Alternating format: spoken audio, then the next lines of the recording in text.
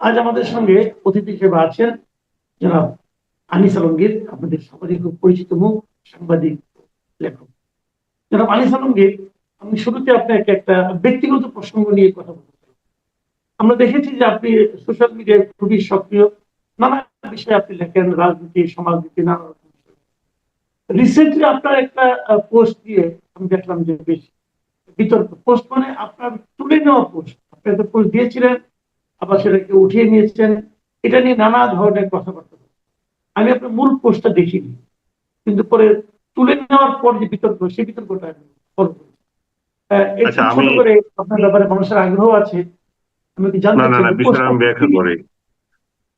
এটা নয় শুধু, আমি আমার সোশ্যাল মিডিয়াকে যখন ইউজ করি, আমি খুব সচেতন ভাবে, আমি যখন স্ট্যাটাস দিই, কখন আমি মিথ্যা তথ্য বা অসত্য তথ্য কিংবা এটা গুজব যাতে কোনোভাবে না যায়, এটাতে আমি খুবই সচেতন।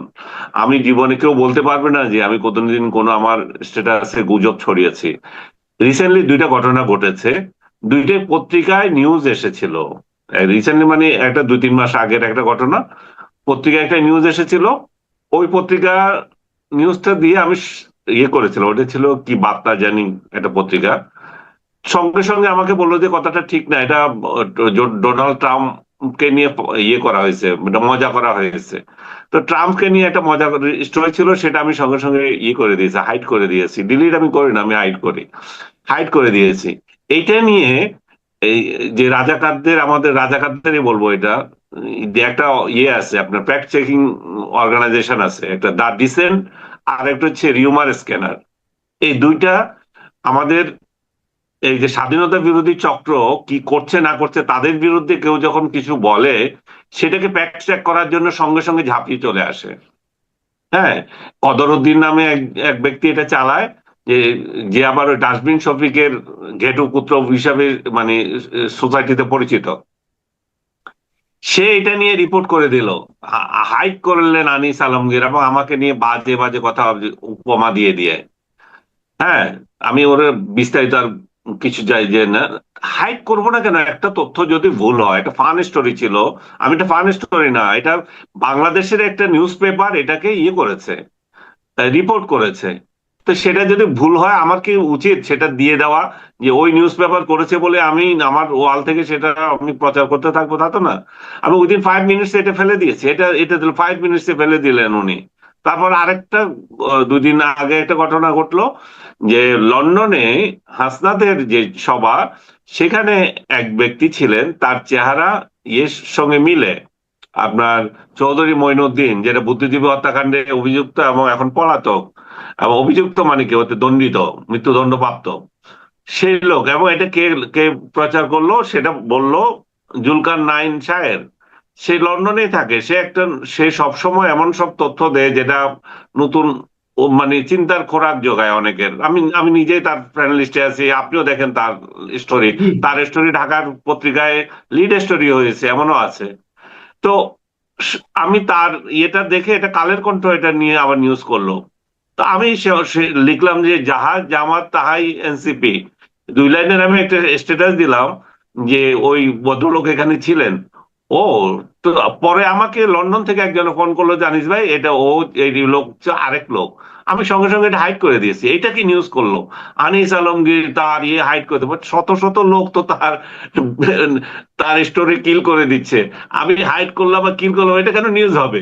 আর তোমাদের তাহলে উদ্দেশ্য কি? এই 17 দিনদের উদ্দেশ্য কি? এরা কি সোশ্যাল মিডিয়ায় অপতথ্য ছড়ানো, না অপতথ্য ছড়াচ্ছে সেটা বন্ধ করলে সেটা সে তার বিরুদ্ধে লেখা? আমি যে অপতথ্য ছড়ানো বন্ধ করছি, যে এটা একটা ভুল নিউজ, এটা কেন যাবে? এটা কালের কণ্ঠ করেছে। এখন কথা হচ্ছে, আমার সোর্স যদি ভুল তথ্য দেয়, আমি সোর্স দিয়েছে তাই আমি রেখে দেবো, তো এটা তো হতে পারে না।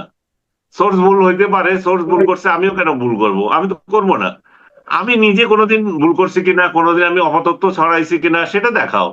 যে আপনি অমুক দিন এই তথ্য লিখেছেন, আমার যেটুকু আমাকে আক্রমণ করে সেটা হচ্ছে আমার মতামত নিয়ে। আপনি এই মতামত দিয়েছেন, আমি এই মতামত দিয়েছি, সেটা আমার মতামত দিয়েছি। আমার মতামত ফলে নাই সেটা দেখা, মতামত আমি দেবই। আমার তথ্য অসত্য ছিল সেটা দেখাও। এটাই তো ফ্যাক্ট চেকিং অর্গানাইজেশন গুলোর দায়িত্ব। কি এটা হচ্ছে এগুলা করা। কিন্তু এগুলা বিশেষ গোষ্ঠীর পালিত কুত্তা হিসাবে এগুলো ফ্যাক্ট চেকিং প্রতিষ্ঠান করছে এবং এগুলো করছে। এটা কিন্তু আরেক ধরনের সন্ত্রাস, মানে মিডিয়া জগতে তুমি একটা জাজমেন্ট দিতে আসছো, তুমি নিজেই আরেক মানে বায়াস।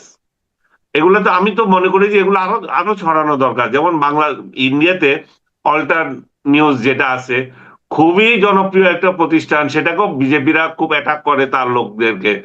তো এই এই ধরনের সংগঠনগুলো আমাদের আরো বাড়ানো উচিত, ফ্যাক্ট চেকিং প্রতিষ্ঠানগুলো। কারণ বাংলাদেশের মিডিয়া জগতে, সোশ্যাল মিডিয়া এত ভুয়া নিউজে ভর্তি। সবচেয়ে বড় মজার কথা হচ্ছে, আমার বিরুদ্ধে শত শত কার্ড ভুয়া উদ্ধৃতি দিয়ে দিয়ে ছাপা হয়, মানে ছড়িয়ে দেয় এই রাজাকার গোষ্ঠী। এই এগুলা কোনোদিন এইটা লিখলো না যে এটা আনিস আলমগীরের উক্তি না। আমার আমার নাম দিয়ে যেগুলো হয় সেটা সেটা কোনো ইয়ে নাই। কিন্তু ওই রাজাকার গোষ্ঠীর সাংবাদিক যারা আছে বা আপনার তাদের মহান নেতা যারা আছে, তাদের কিছু, তাদের বিরুদ্ধে কিছু গেলে সঙ্গে সঙ্গে এটা ফ্যাক্ট চেকিং নিয়ে হাজির হয়। তার মানে বোঝা যায় যে এরা একটা গোষ্ঠীর পালিত কুত্তা হিসাবে ব্যবহৃত হচ্ছে এবং এগুলো এইভাবে প্রচার করে। এরকম দুইটা অর্গানাইজেশন আমাকে নিয়ে কাজ করেছিল, আমি সেটাতে ক্ষিপ্ত হলাম যে তোরা আসলে কি চাস, যে তোরা কি আসলে সোশ্যাল মিডিয়ায় মিথ্যা তথ্য ছড়াক এটা চাস, নাকি মিথ্যা তথ্য প্রিভেন্ট হোক সেটা চাস? দিস ইজ দ্য থিং, আর অন্য কিছু না। এবং আমি এগুলো বলেই যাব। জি, আমরা একটু মানে আপনার একটা জাতীয় পর্যায়ে একটা ঘটনায় আসি যে ভারতে নিযুক্ত ইসরায়েলের রাষ্ট্রদূত উনি একটা কথা বলেছেন যে পাকিস্তান ও বাংলাদেশে নাকি হামাসের তৎপরতা আছে। তো আমাদের পররাষ্ট্র নীতি তো আমরা দেখছি না রকম, তারা নতুন পররাষ্ট্রমন্ত্রী খুবই ক্যারিসমেটিক। তো এই অবস্থায় এই ধরনের একটা তথ্যর ব্যাপারে আমাদের মূল্যায়ন, আমাদের প্রতিক্রিয়া কি হতে পারে, কি দেখছেন? আমি এখনো পর্যন্ত কোনো প্রতিক্রিয়া দেখিনি। আপনি যেটা উদ্ধৃতি দিচ্ছেন সেটা হচ্ছে যে এনডিটিভির সঙ্গে ভারতে নিযুক্ত ইসরায়েলের যে অ্যাম্বাসেডর, উনি একটা ইন্টারভিউ দিয়েছেন। সেই ইন্টারভিউতে উনি বলেছেন যে বাংলাদেশে এবং পাকিস্তানে হামাসের তৎপরতা রয়েছে। বাংলাদেশকে স্পষ্ট করে বলেছেন যে তারা যখন হামাস যখন ইসরায়েলে আক্রমণ করেছিল, ওই বহু আগে, আপনি নিচে মনে আছে যে এই কনসার্টে আক্রমণ করেছিল যেটা, তখন থেকে নাকি বাংলাদেশে হামাসের তৎপরতা বেড়ে গেছে এবং তারা পর্যবেক্ষণ করছে। তো এই তথ্য কতটা সত্য মিথ্যা আমি জানি না। আমার আইডিয়াটা, বাংলাদেশে জঙ্গি কার্যক্রম নিয়ে আমার আইডিয়া খুবই কম। আমি মৌলবাদীদের তৎপরতা নিয়ে কথা বলি, কিন্তু জঙ্গি কার্যক্রম নিয়ে আমার কোনো ইয়ে নাই, মানে স্টাডি নাই ওইভাবে। সো আমি জঙ্গি কার্যক্রমে যেহেতু স্টাডি নাই, এটা নিয়ে মন্তব্য করা খুবই কঠিন ব্যাপার। এটা যদি হামাসের বিরুদ্ধে বলি, এক গোষ্ঠী আছে বলবে যে সে ইসরায়েলের পক্ষ নিয়েছে, আবার ইসরায়েলের কতগুলো দালাল আছে এখানে, তারা আবার রিপোর্ট করবে এ হচ্ছে মৌলবাদীদের সাথে ওই আতাত করেছে আনিস আলমগীর। সে তো মিডল ইস্ট নিয়ে এমনিতে বেশি মানে মনোযোগ দিয়ে থাকে, মিডল ইস্টের রিপোর্ট করে, মিডল ইস্টের যুদ্ধ কাভার করতে গেছে। এইগুলো আবার কতগুলো তৎপরতা তৈরি করবে। কিন্তু সরকারকে আমি মনে করি যে এ ব্যাপারে সতর্ক হওয়া উচিত। এটা এক ধরনের বড় ধরনের সিগন্যাল যে বাংলাদেশের উপর তাদের দৃষ্টি রাখা। কারণ ইরাক, আমেরিকা বা ইরাক ইসরায়েলের যুদ্ধ যখন শেষ হয়ে গেল বা চুক্তিতে তারা চলে এসেছে, উপনীত হয়েছে এই ঠান্ডা অবস্থায়, তাহলে তাদের টার্গেট এটা যদি শেষ হয়ে যায়, এবার টার্গেট কোন দিকে? আজকে আমি আবার একটা পত্রিকা রিপোর্ট দেখলাম যে বঙ্গোপসাগরে আবার ইয়ে এটা কি বলে ডুবোজাহাজ নিয়োজিত করছে পাকিস্তান। হ্যাঁ, তো এই যে বঙ্গোপসাগরকে কেন্দ্র করে আমেরিকা, চীন, মায়ানমার, বাংলাদেশ এই নিয়ে আরেকটা গোলযোগ কিন্তু ওয়েট করছে, রোহিঙ্গা কার্যক্রম সবগুলো নিয়ে। তো বাংলাদেশ যদি এদেরকে এর বিষয়ে সতর্ক না হয়, তাহলে একটা না একটা ব্লেম আবার আসতে পারে। যেহেতু ইসরায়েলের সাথে আমাদের কোনো সম্পর্ক নাই, তাহলে এটা কিভাবে তাদেরকে এটা কানেক্ট করবে, বা তাদের তাদের কনসার্ন যদি থেকেও থাকে সেটাকেও মূল্যায়ন করা, যে তারা বলছে তো সত্য কি মিথ্যা সেটাও দেখা। তাহলে মনে হয় যে আমরা সেফ থাকতে পারি, আমরা বিতর্কে জড়াতে পারলাম না। এবং হামাস বা অন্যান্য গোষ্ঠীর যে তৎপরতা বাংলাদেশে থাকবে কেন? এখানে হামাসের কি কার্যক্রম হওয়ার মতো কি আছে এখানে? জি, আহ, আমাদের গত এক বছরে আমাদের দেশ, আমরা জানি আমাদের ধনাঢ্য ব্যক্তিরা সুইস ব্যাংকে টাকা রাখেন বলে আমরা বিভিন্ন সময় শুনছি। হুম। এবং ওখান থেকে হিসাবও আমরা পাই। এবং হুম। সর্বশেষ একটা হিসাব পেলাম যে গত এক বছরে সুইস ব্যাংকে বাংলাদেশিদের অর্থ বেড়েছে 41%, হ্যাঁ, প্রায় ডাবল, প্রায় দেড়গুণ হয়ে গেছে আগে যা ছিল। হ্যাঁ। গত এক বছরে বেড়েছে মানেটা কি? তার মানে এটা একটা অন্তর্বর্তীকালীন সরকারের আমলটার কথা বলা হচ্ছে। তাহলে এই সময়ে এত টাকা ওখানে কিভাবে দিল?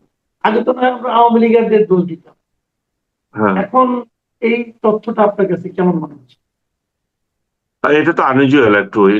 সহিলোক ইউনূস এসেছিল আমাদের শাসন করার জন্য, তার আমলে যদি 41% বেড়ে যায় তাহলে তো এটা উদ্বিগ্ন হওয়ার বিষয়। যখন প্রধানমন্ত্রী ভেরি রিসেন্টলি সিলেট অঞ্চলে গিয়ে বললেন যে বাংলাদেশ থেকে টাকা পাচার বন্ধ করতে হবে এবং জিরো টলারেন্স এই ব্যাপারে, তো সেই জায়গায় যদি বাংলাদেশ থেকে এভাবে টাকা চলে যায় তাহলে তো সরকারের অবশ্যই নজর দেওয়া দরকার।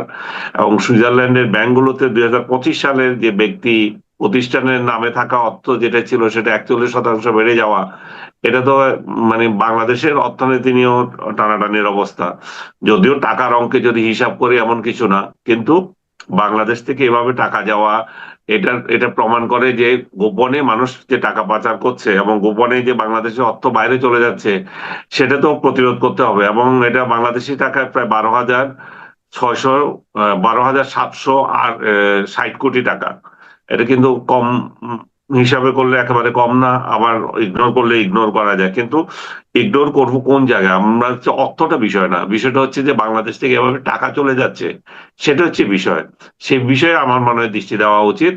এবং সরকারের আরো একটা দৃষ্টি দেওয়া উচিত যে ওই আমলে কারা কারা টাকার পাহাড় হয়ে গেছিল।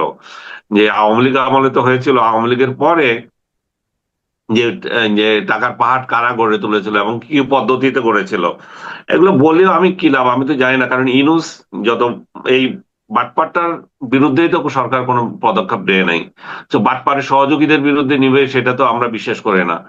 তো তারপরও বলার আছে, তো বলতে হয় যে সরকার এগুলা যদি তৎপর হওয়া উচিত, কারণ তারা কিভাবে এক একজন মানে আঙ্গুল ফুলে কলা গাছ হয়ে গেল সেগুলোতে দৃষ্টি আসা উচিত।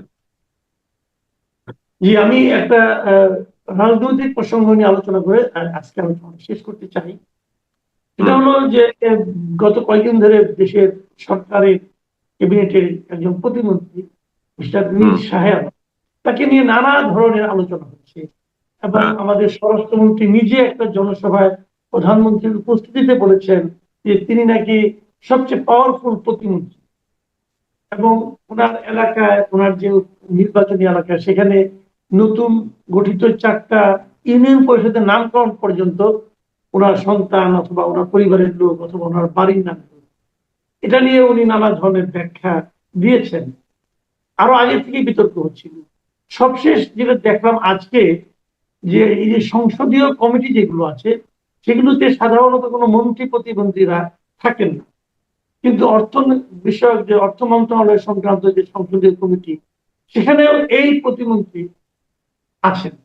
তো এই সবগুলি কি আমরা মানে আসলে আগামী রাজনীতিতে অথবা এই সরকারের পারফরমেন্স কি আমরা দেখছি?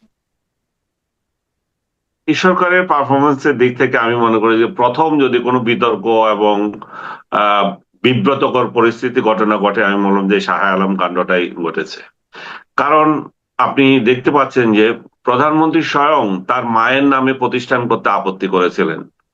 তো যেখানে প্রধানমন্ত্রী স্বয়ং তার পরিবারের সদস্যদের বলবো না, যে বাংলাদেশের একজন এত জনপ্রিয় নেত্রীর নামে আপনার প্রতিষ্ঠান করতে আপত্তি করেছেন, সেখানে এই শাহ আলম সাহেব নিজের দুই ছেলের নামে দুইটা, বাড়ির নামে তাদের আরেকটা ইউনিয়ন করা, আরেকটা শুনতেছি স্বর্ণগ্রাম বলে আরেকটা ছিল, সেটা তার ভাইয়ের মেয়ের নাম স্বর্ণ। এগুলো সব কি কাকতালীয়? একটা দুইটা হতে পারে কাকতালীয়, সবগুলো কি কাকতালীয় হয়ে যায়? কিভাবে কাকতালীয় হয়? এটা একটা বেহায়াপনা। যে নিজের নিজের ইয়ে থাকলে, পাওয়ার থাকলে যে মানুষ কি করে, মানে সেটারই একটা নমুনা।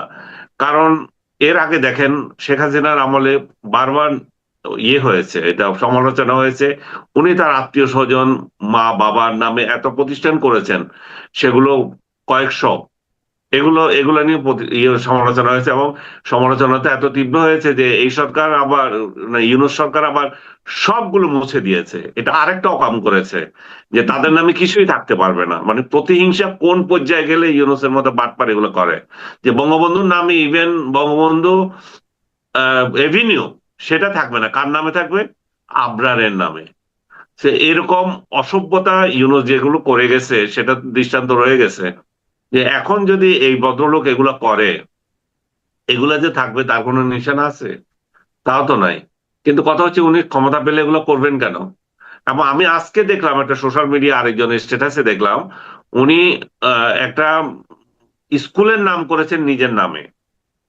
হ্যাঁ, এটা যে শুধু উনি ইয়ে করেছেন তা না, নিজের নামেও একটা করেছেন। এই যে স্কুলের নামটা হচ্ছে, আমি আপনাকে একটু শুনাই ইয়েটা, শিবগঞ্জ পাইলট বালিকা উচ্চ বিদ্যালয়, বগুড়ার এটা। এবং সেটার নতুন নামকরণ করা হয়েছে শিবগঞ্জ মি শাহে আলম পাইলট বালিকা বিদ্যালয়। উনি নিজের নামে করেছেন। তো এটা, এবং এটা স্মারক নাম্বারও দিয়েছে, যে কত নাম্বারের কোন দিন করেছেন, কোন স্মারকের এটা আছে। কতটুকু সত্য আমি জানি না, কিন্তু পত্রিকায় রিপোর্ট হয় না, একজন ব্যক্তি নিজের স্ট্যাটাসে দিয়েছেন। তো এগুলা যদি চলতে থাকে তাহলে তো সরকারের বদনাম হবেই। এবং এই বদনামের জন্য আমি আজকে ডেইলি স্টারে যে একটা স্টোরি দেখলাম, এটা নিয়ে লিখেছে যে 3জন মন্ত্রী বিব্রত হয়েছেন, তারপরে আহ, দুইজন প্রতিমন্ত্রী বিব্রত হয়েছেন, কয়েকজন 13জন সংসদ সদস্য বিব্রত হয়েছেন। এটা তারা তাদের সাথে কথা বলেছেন, এবং তারা বলেছে যে এইভাবে হতে পারে না, এটা মিরাকল কিভাবে হয়।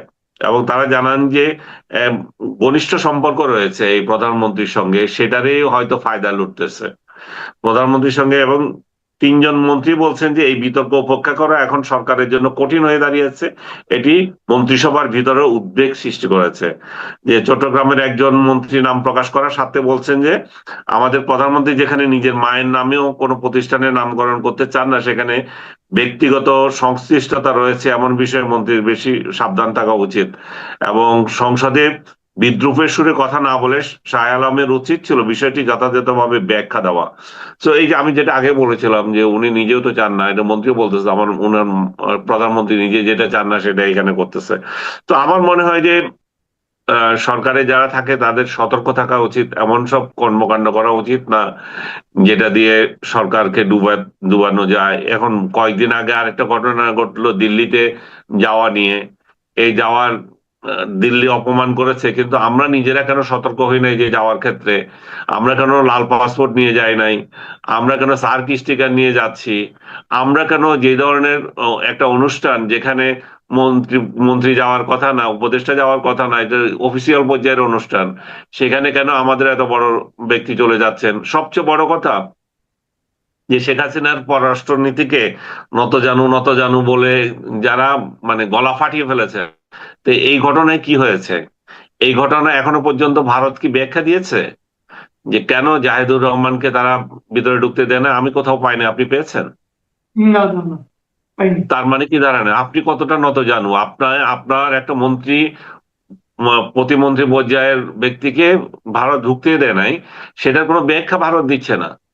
তো আমার মনে হয় যে আমাদের ক্ষমতায় যারা যায় তাদের এই সমস্ত সতর্কতাগুলো, ছোট ছোট ভুল পদক্ষেপগুলোর কারণে সরকারের বদনাম হয়। শাহ আলম যেমন করেছেন, ডক্টর আচ্ছা, জাহিদের এখানে ঘটনা যেরকম হচ্ছে। এখানে আমি আরেকটা প্রশ্ন আপনাকে করতে চাই।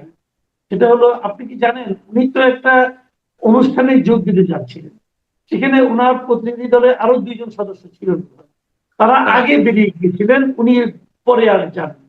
তো উনি যে হুম। ব্যাক করলেন, যারা ভেতরে চলে যেত তারা কি অনুষ্ঠানটা শেষ করে এসেছেন, নাকি তারা অনুষ্ঠানে অংশ নেননি, এটা জানেন কিছু? আমি যতদূর জানি তারা অনুষ্ঠানে অংশ নিয়েছেন। তারা তো অফিসার পর্যায়ে, চুনুপুটি ধরেন আপনি, এটা তো অনুষ্ঠানটা ছিল এরকম। উনি উনার এই প্রোফাইলের লোক তো ওখানে যায়ও না, উনি গেছেন, ওরা চলে গেছে। তো সরকার যদি ডিসিশন নিয়ে থাকে যে আমরা অনুষ্ঠানে বর্জন করব, তাহলে হয়তো ওনারা চলে আসতেন। সরকার তো সেই পর্যায়ে যায় নাই। আমার মনে হয় যে সরকার এটাকে অত গুরুত্ব দিতে চান না, যে এই এরকম একটা হোস্টাইল সিচুয়েশন এখন তৈরি হোক ভারতের সাথে, যেখানে ইউনুস এই বাংলাদেশ ভারত রিলেশনটাকে মানে একটা সর্বনিম্ন পর্যায়ে নিয়ে গিয়েছিল, জিহাদি জোশ তৈরি করেছিল, নানা অপতৎপরতা অপপ্রচার করে সম্পর্কটা তাকে তিক্ত করে দিয়ে গেছে। সে জায়গায় আমাদের সাথে প্রতিবেশীর সম্পর্ক উন্নয়ন হওয়া জরুরি। আমি মনে করি যে সরকার যেভাবে এগোচ্ছে সেটা ঠিক আছে, কিন্তু নতজানুর যে বিষয়টা যেটা বললাম, যে নতজানু জিনিসটা এখনো রয়ে গেছে। আমরা এখনো নতজানুই আছি, নতবা তারা ব্যাখ্যা দিত, এটা ব্যাখ্যা দিতে বাধ্য হতো। জি। এটার মধ্যে কি কি করা যায় না করা যায়, কোথায় বাড়ানো যায় কোথায় কমানো যায়, এগুলো নিয়েই আমাদের সংসদ সদস্যরা আলোচনা করবেন। আগামী এক বছরে আমাদের দেশের অর্থনৈতিক অবস্থা কেমন হবে, আমাদের দেশের বাজেটের বাস্তবায়ন কিভাবে হবে, বাজেটের টাকা পয়সা কোত্থেকে আসবে, কিভাবে ব্যয় করা হবে, এগুলো নিয়ে আলোচনা।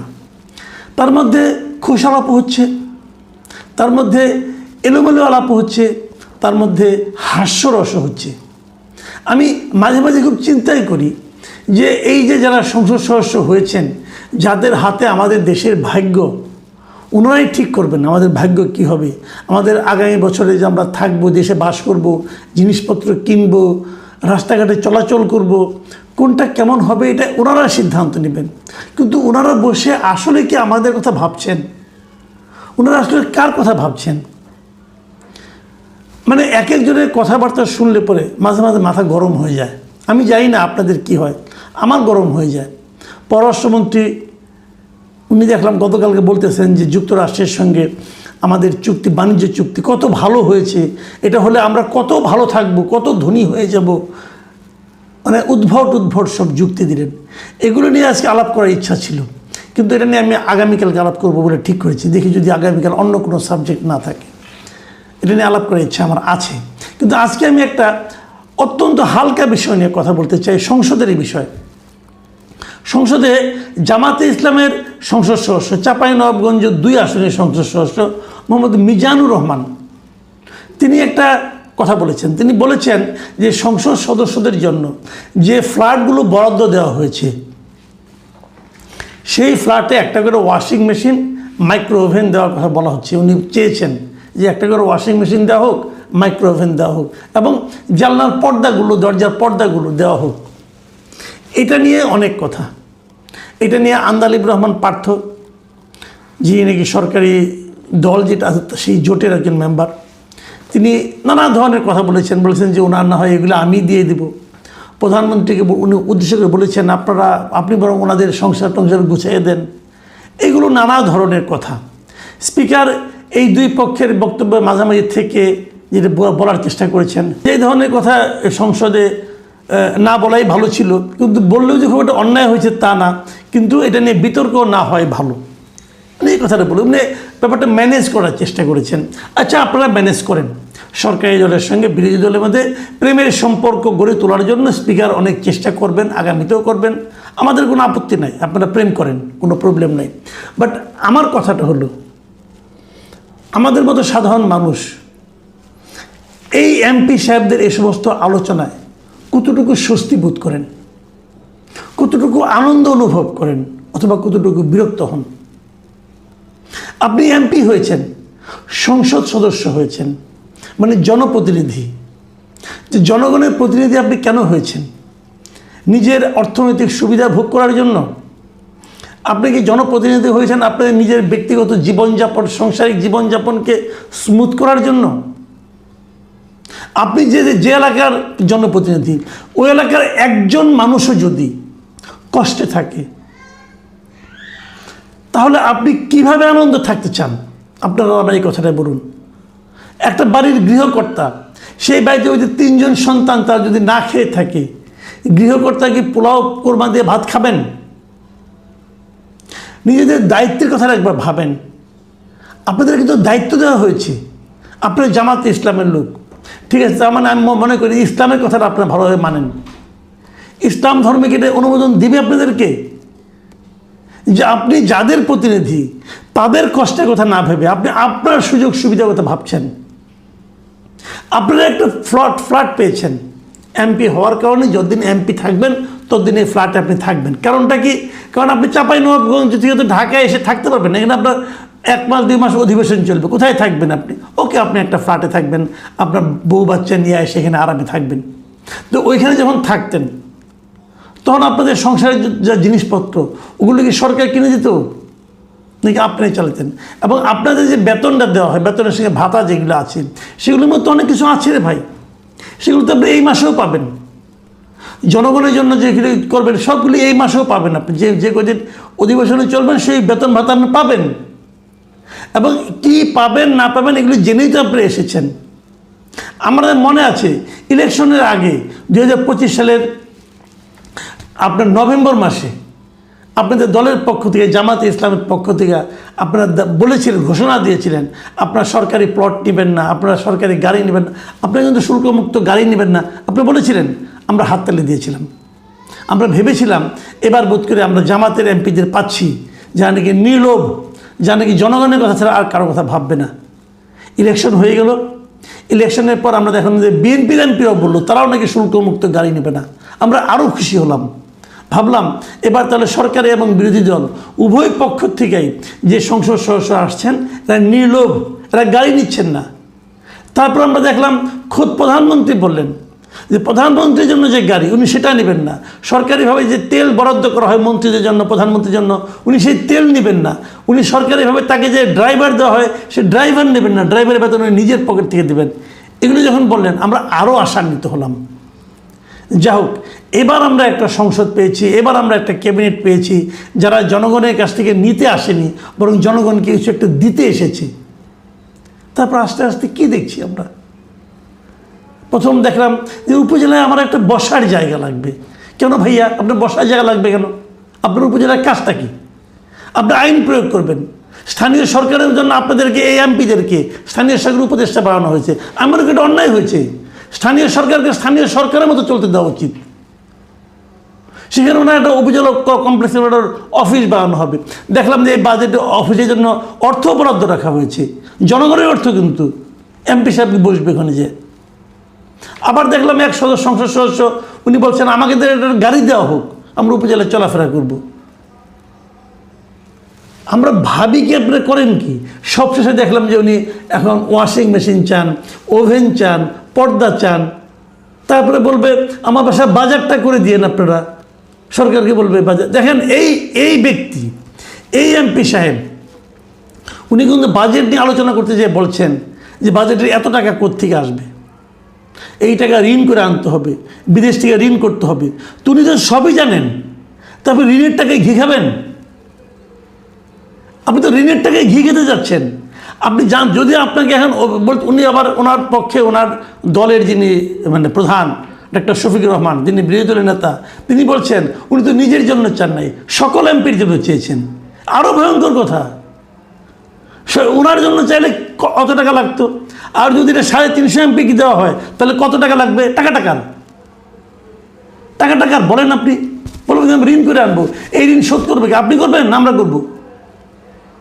আমরা আপনাদেরকে পাঠিয়েছি যে আমাদের জন্য আমাদের অর্থটা, আমরা যে শুল্কটা দেই, আমরা যে ট্যাক্স দেই, আমরা যে আয়কর দেই, অথবা আমরা যে ভ্যাট দেই, এর মাধ্যমে যে টাকাটা সরকার অর্জন করে, উপার্জন করে, আমাদেরকে দেখিয়ে যে টাকাটা বিদেশ থেকে আপনারা কর্য করেন, ধার করেন, সেই টাকাটা কিভাবে সদ্ব্যবহার করা যায়, সেই টাকাটা কিভাবে একদম লাগসই প্রয়োজনীয় ব্যয়টা করা যায়, সেই টাকা থেকে কিভাবে অপচয় কমানো যায় অথবা অপচয় বন্ধ করা যায়, এই সমস্ত করার দায়িত্ব আপনাদেরকে দিয়েছি।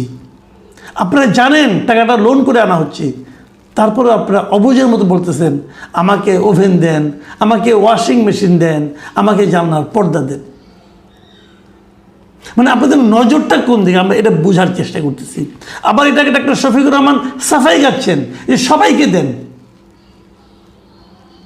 মানে আমার মনে হয়, মানে আমি সরাসরি বলি, এই যে চাহিদা, এই যে চাওয়া, এর মধ্যে না এক ধরনের নির্লজ্জতা কাজ করে, এক ধরনের বেহায়াপনা কাজ করে। আপনারা জানেন কিন্তু যে এই বিষয়গুলো আপনারা যখন অনুষ্ঠান ওখানে যা বলেন সেটা কিন্তু আমরা টেলিভিশনে দেখি, আপনারাই দেখার ব্যবস্থা করেছেন, আমরা দেখি। দেশে সব মানুষ দেখতেছে, এগুলো লজ্জা করেন আপনাদের? ভাবেন না একবারও যেটা দেখার পর সাধারণ মানুষ কী ভাববে? সাধারণ মানুষ ভাববে এদের কাছে আমাদের দেশটাকে আমরা আমানত রেখেছি, আর তারা এটা লুটে পুটে খাওয়ার চিন্তা করতেছে। আপনি বলবেন কয় টাকা? হ্যাঁ, কয় টাকা না, টাকা খুবই কম, কিন্তু প্রশ্নটা হচ্ছে মানসিকতার। আপনাদের চিন্তাটা কেমন? আপনার অন্যের টাকা একটা কিছু নেবেন কেন, এটা বলেন তো আপনি আমাকে। আপনি এমপি হয়েছেন, আপনি সরকারের কাছ থেকে বেতন পাবেন, আপনার হাতে দায়িত্ব দিয়েছি, দায়িত্ব দেওয়া মানে ওই টাকাটা আপনার হয়ে গেল। এই প্রত্যেকটা টাকা জনগণের টাকা, জনগণের একটা টাকা আপনি কেন জনগণের কাছ থেকে নেবেন? যদি একজন জনগণ আপত্তি করে, ধরা যাক আমি আপত্তি করলাম, আপনাদের কাছে এটা খারাপ লাগবে না? আপনাদের নৈতিকতা একবারও বাঁধবে না? আমাদের দুর্ভাগ্য, এই জাতির দুর্ভাগ্য, আমরা এই ধরনের মানুষের হাতেই দেশটাকে দিয়ে রেখেছি। আমি মনে করব, আমি কাউকে ব্যক্তিগতভাবে আক্রমণ করতে চাচ্ছি না, আমি সব এমপি সাহেবদেরকে বলতেছি, একটা কথা মাথায় রাখবেন ভাই, আমানতের খেয়ানতের মতো বড় অপরাধ সমাজেও নাই, ধর্মেও নাই। আপনাদের হাতে দেশটাকে আমানত হিসেবে আমরা উঠিয়ে দিয়েছি। আমাদের সমস্ত সহায় সম্বল, আমাদের সমস্ত আশা আকাঙ্ক্ষা আপনাদের হাতে আমরা দিয়েছি আমানত হিসাবে। সেই আমানত নিয়ে ছেলে খেলা করেন না, তাহলে ইহকালেও দাবির নিচে থাকবেন, পরকালেও সাজার মুখে পড়বেন। প্রিয় দর্শক,